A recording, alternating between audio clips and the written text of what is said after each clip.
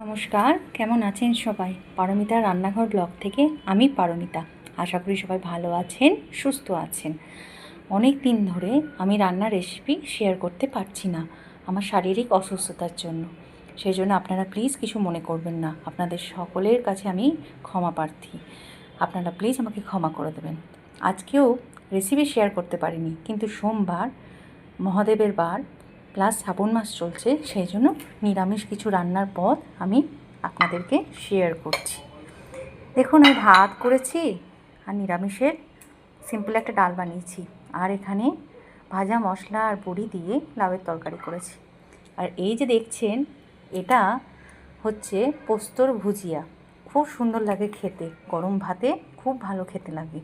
আর তার সঙ্গে রেখেছি স্যালাডের শসা, দই, লেবু, নুন।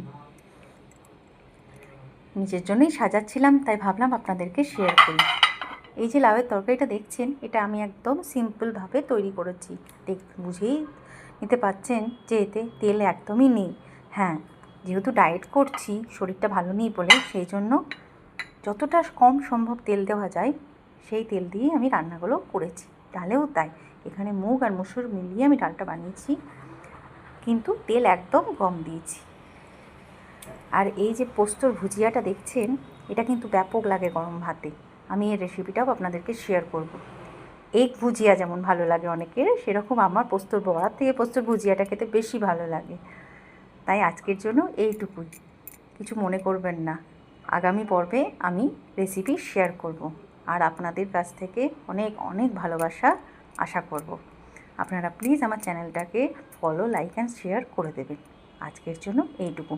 নমস্কার, ভালো থাকবেন সবাই। শুভ সোমবার, শুভ দুপুর। পারমিতা রান্নাঘর থেকে আমি পারমিতা আপনাদের সকলকে নমস্কার জানাচ্ছি। ভালো থাকবেন।